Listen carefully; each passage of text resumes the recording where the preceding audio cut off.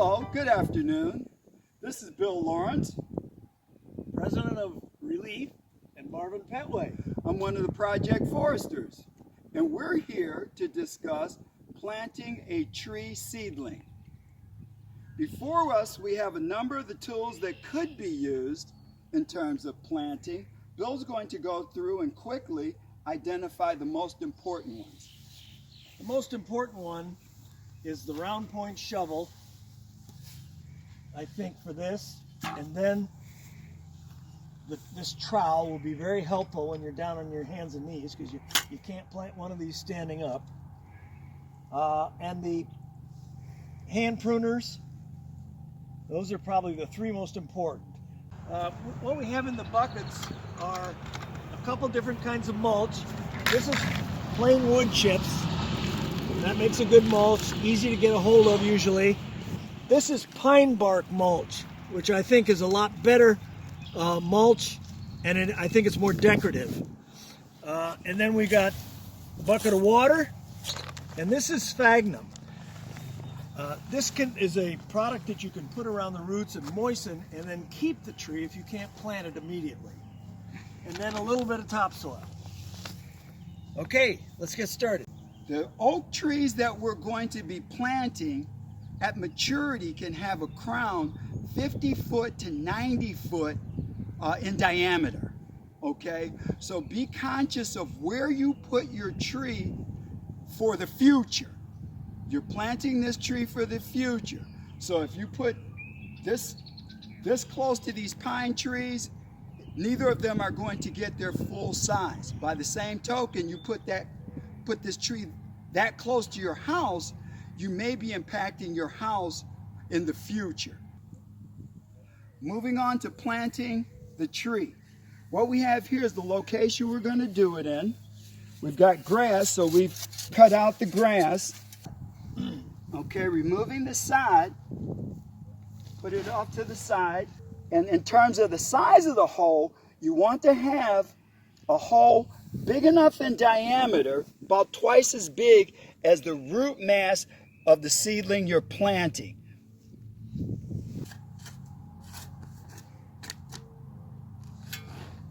Go ahead. Now I'm going to take a look-see at where this seedling will fit in relation to the depth of the hole and where the tree naturally would grow, which we're going to call the root crown. Okay, so I'm looking at this is the root mass right here, right at this point where the root stop and the woody crown begins is where we want it to relate in terms of the grade of the existing. Okay, so I'm going to lay my trowel or rake or whatever would give you an accurate measure, place it in, and you don't want to jam it in. You want to have it deep enough so that the roots will be at the proper depth without pushing them into the ground. There's even a term used in, I guess, tree physiology, J-root, so that the root goes down and then it hooks back in a J and starts growing or extending upward. And that causes problems, as Bill was saying. What we're trying to demonstrate is this very long root right here. If we were to plant it into the ground and it were to curve up like this, that is a J root. That's formation of a J root. So what we may do in this case is to prune off a portion of the root and then make sure that it has room to be down as opposed to being jammed in the ground. We don't want it jammed in the ground. So what I've done is put a bit of soil around it at what I'm considering to be the proper depth. Do you agree, Bill? Yep. Okay. Now Bill's going to add some water slowly just to settle things out a bit. Yep. Okay, there you go. Nice. And then I'm just going to add the rest of the soil back in. Again, keeping ever present in mind that we stay at grade. We don't want this to sink below the grade of the surrounding soil. And you don't need a lot of water. If you put too much water in this, it'll be so soupy that the seedling might sink in the hole. And you don't want that to happen. The main purpose of the water is just to settle the soil right now.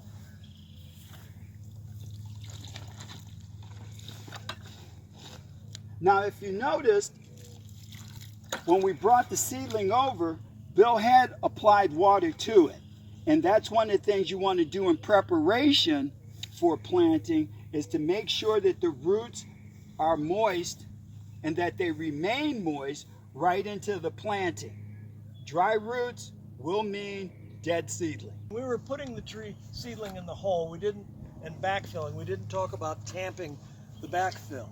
You can do that to eliminate air pockets in the soil as you're backfilling.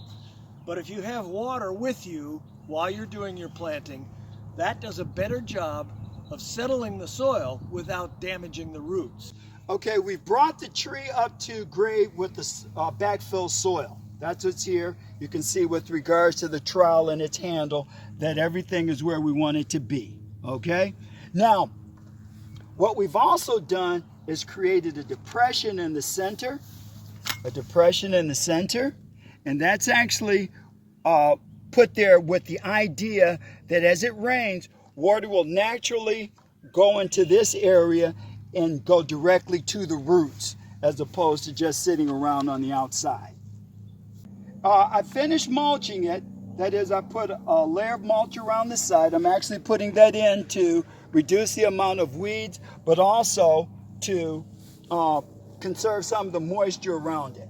But in that same token, I didn't put the mulch right up against the seedling, because that's a bad thing to have mulch sitting on the bark of any tree, whether it be small as the seedling or one of the larger transplants.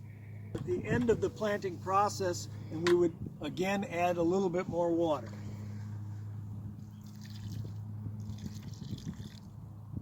And as you can see, Bill targeted the root zone where the seedling right is, as opposed to watering all of the mulch around it. The last thing you need to consider in this process is how you're going to take care of this plant over the remainder of the summer and next summer.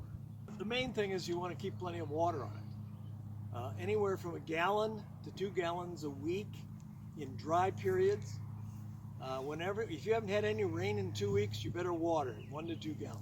You may want to replenish the mulch in the fall, because it also insulates the root system in the wintertime.